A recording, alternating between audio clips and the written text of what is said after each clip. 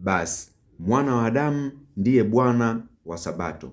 Mpendwa, karibu katika siku ya 9 kati ya siku 26 za kujenga daraja kati ya Agano la Kale na Agano Jipya. Mpendwa, daraja letu akiwa ni Kristo mwenyewe.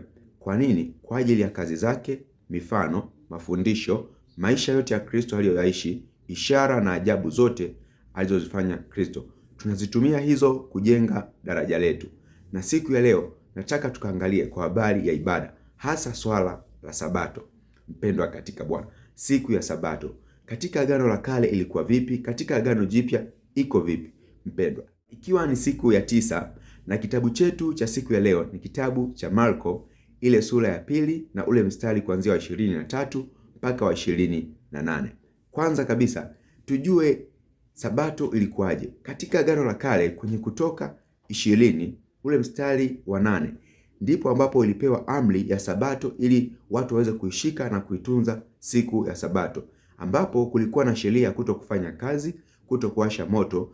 Hizo sheria zikawekwa zote kwa ajili ya Sabato, ambapo hapo ulikuwa uruhusiwa hata kutembea umbali wa kutupa jiwe katika siku ya Sabato ili uweze kupumzika, ili uweze kukaa katika utumishi ule wa kiungu. Sabato ikiwa ina maana ya neno pumzika au tulia au kaa, na hapo inatakiwa ukae na kutafakari uwepo wa Mungu, ukae na kutafakari uwepo wa Mungu. Na mpendwa, jambo hilo lilikuwa ni jambo la siku nzima, ambapo wana wa Israeli walipewa hii sheria, walipewa hii amri kuifanya na kuitunza, ambapo chanzo chake kabisa kinatokea kwenye Mwanzo, wakati Mungu anaumba mbingu na nchi, na siku ya 7 akaitakasa, akapumzika. Sasa wakati wana wa Israeli wanatembea jangwani, Mungu aliwapatia pia sheria hiyo ili waweze kupata muda wa kuweza kukaa na kumtafakari Mungu. So the special day ilikuwa ni special, ni siku maalum sana kwa wana wa Israeli.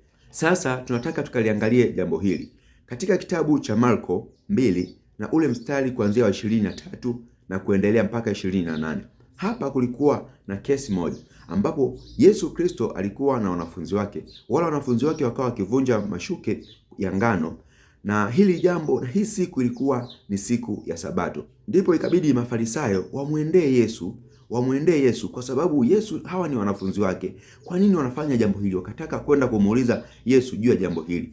Wakamuuliza, anasema 24, Mafarisayo wakamwambia, tazama, mbona wanafanya lisilokuwa halali siku ya Sabato? Kumbuka, katika Sabato ulikuwa uruhusiwi kufanya kazi, uruhusiwi kujishughulisha na shughuli yote, uruhusiwi kufanya utumishi wa aina yoyote. Ni siku ya kupumzika na kumtumikia Bwana, siku ya 7.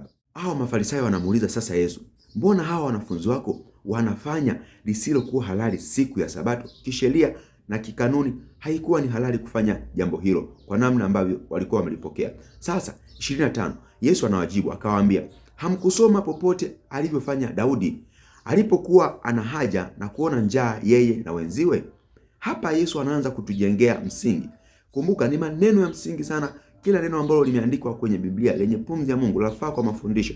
Msikiliza kitu ambacho Yesu anaanza kufundisha mahali hapa kutumia mfano wa Daudi. Yesu anawaambia, hamkusoma alichokifanya Daudi alipokuwa na haja na njaa na wenziwe. Alifanya nini Daudi? 26 anasema, jinsi alivyoingia katika nyumba ya Mungu zamani za kuhani mkuu Abiathari, akaila mikate ile ya onyesho ambayo si halali kuliwa ila na makuhani, akawapa na wenziwe. Daudi alikuwa na njaa, ana haja. Alipokuta njaa na haja imemshika, mwisho wa siku Daudi akaingia katika nyumba ya Mungu ambayo ilikuwa ni kazi ya makuhani kukaa humo, na akaila ile mikate ya onyesho ambayo ilikuwa ni holy, mikate mtakatifu ambayo imeokwa bila kutiwa chachu. Akaila ile mikate ya onyesho, akawapa na wenzie pia wakala katika wakati wa utawala wa kuhani mkuu Abiathari.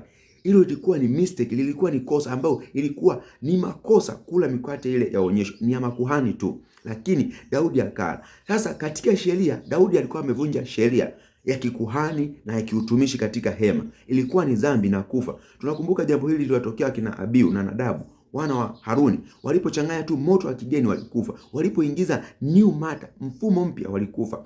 Lakini tunaona Daudi hapa hafi. Kwa nini hafi? Kwa sababu gani? Kuna jambo la msingi lipo ndani yake. Kristo anakuja kuliongea. Mstari wa 27 anasema, akawaambia, Sabato ilifanyika kwa ajili ya mwanadamu, si mwanadamu kwa ajili ya Sabato.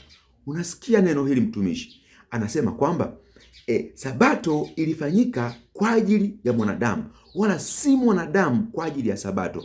Pumziko liliwekwa kwa ajili ya mwanadamu amwabudu Mungu, wala si mwanadamu kuiabudu siku. Kwa hiyo the matter was not a day, it was utumishi wa Mungu.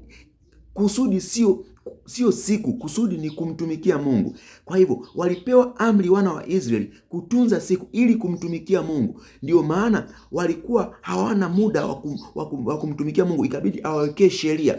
Kumbuka, sheria inaingia ambapo Mungu anaona hakuna mielekezo, hakuna mtu aendi katika utaratibu, mtu afati katika ile kanuni ya kiungu. Mwisho wa siku Mungu akaweka sheria kwa sababu wana wa Israeli walikuwa hawana time ya kuworship. Ikabidi wa put time to worship for them, ili wana wa Israeli wapate hata muda wa kummeditate Mungu, wa kukaa katika ule utulivu wa kiungu. Ndio anasema basi Sabato hailifanyika kwa ajili ya mwanadamu. Sabato ilifanyika ili mwanadamu amwabudu Mungu, kwa ajili ya mwanadamu, na sio mwanadamu kwa ajili ya Sabato. Sio mwanadamu akaiabudu siku. Hicho kitu hakiwahi kutokea. Hivyo hata mikate ya onyesho ilifanyika kwa ajili ya utumishi wa Mungu, na sio mtu kwa ajili ya kutumikia mikate. Amina. Ndio maana amehusisha na lile jambo la kuhani mkuu Abiathari. Akiwa na maana gani?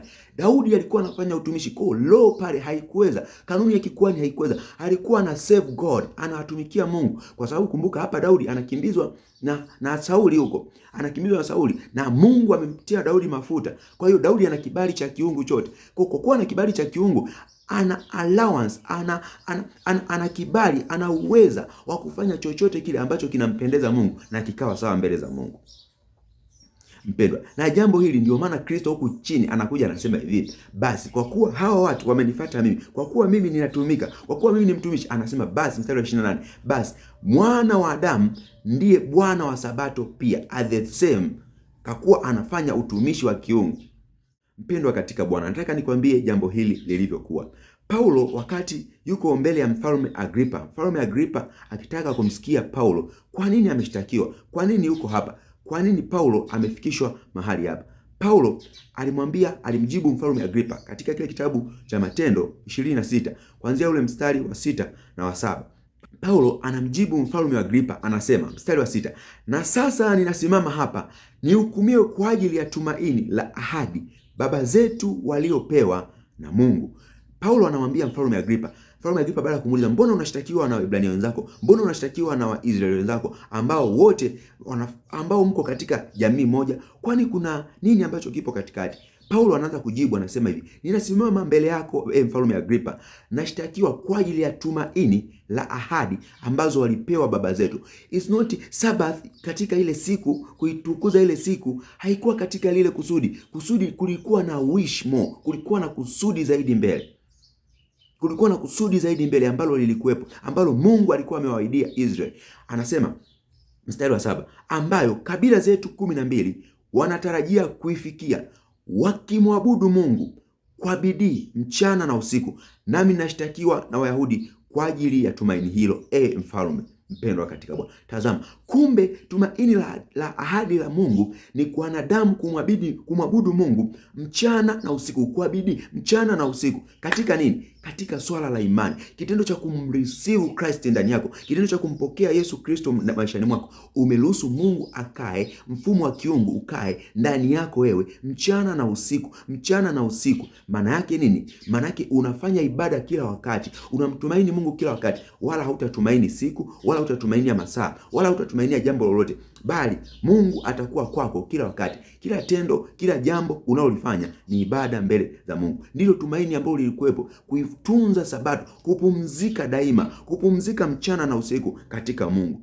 Kumbuka, mwanadamu hakuwekwa kwa ajili ya Sabato, bali Sabato iliwekwa kwa ajili ya mwanadamu, ili mwanadamu aweze kupumzika na kumwabudu Mungu. Kwa hiyo mchana na usiku, Mungu anahitaji kuabudiwa masaa kadhaa au siku moja? No, bali muda wote, kwa kuwa yeye ndio anayetuvisha, anayetutunza, anayetuhifadhi, anayetujazi nguvu, anayetujazi uwezo, hata kupata utajiri, hata kupata yote, amani na furaha, yote vyatoka kwake Mungu. Hivyo ndiyo tumaini ambalo tulikuwa tunalitarajia, ndiyo tumaini ambalo lilikuwa linatarajiwa. Anazungumza hayo maneno Paulo mbele ya Mfalme Agripa.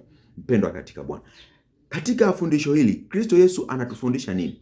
kwa kwamba yeye ni Bwana wa Sabato, lakini pia Sabato iliwekwa kwa ajili ya mwanadamu na sio mwanadamu kwa ajili ya Sabato. Tumaini ambalo lilikuwepo ni hili, kwamba mwanadamu hawezi kukaa siku moja ya kumwabudu Mungu, bali Mungu alimuumba mwanadamu ili aabudu wakati wote na kumkubali Mungu wakati wote, wala si katika siku moja ndipo mwanadamu aishi katika utakatifu, katika usafi, katika utauwa, na kati siku zingine anatukana, anadanganya, analaghai. Ndio watu ambao wanashika siku wanafanya hivyo. Siku zingine hawezi kufanya mema, hawezi kufanya jambo lolote, bali anaenda katika njia ambazo hazifai, huku akidhani utakatifu wake upo katika ile siku moja. Mpendwa, haya ni makosa na yamefanyika sana sana sana. Hata habari za kusema mwezi, kuna mwezi mgumu, kuna mwezi ambao ni mwepesi, kuna mwezi ambao ni mgumu, zote hizi ni ibada ambazo zilikuwepo zinakatazwa. Kwa sababu gani? Mfumo wa kuabudu Mungu ni full time, tunamwabudu Mungu. Ndio maana anasema kwenye kitabu cha Zaburi 1 kuanzia mstari wa kwanza mpaka ule wa pili wa tatu, anazungumza, anasema heri wasio kwenda katika shauri la wasio haki, au keti barazani penye mizaa, wala kusimama njiani pa wakosaji. Anasema bali sheria yake Mungu ndiyo yapendezayo, nao mtafakari Mungu mchana na usiku. Amina. Mtu huyo atakuwa kama mti uliopandwa kando kando ya kijito cha maji. Anasema jani lake halinyauki na kila lifanyalo litafanikiwa. Kwa sababu gani? Muda wote katika kila tendo anamtukuza Mungu na kumwabudu Mungu. Sheria yetu ni nani? Ni Kristo Yesu. Kwa kumwamini Kristo Yesu tunakuwa tumeishika Sabato. Kwa kumwamini Yesu Kristo tunakuwa tumeishika Sabato. Maana yeye ndiye pumziko letu. Maana yeye ndiyo utukufu wetu. Maana yeye ndiyo amani yetu. Ndani ya Kristo Yesu kuna package ya Sabato. Ndani ya Kristo Yesu kuna package ya uzima. Ndani ya Kristo Yesu kuna package ya kibali. Ndani ya Kristo Yesu kuna package yote. Kristo is the bridge. Kristo ndiyo daraja kati ya agano la kale na agano jipya.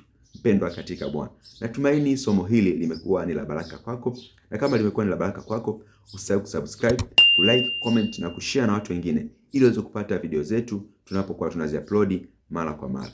Neema ya Mungu itokayo kwake Yesu Kristo iwe pamoja nawe. Nikutakia siku njema. Shalom, shalom.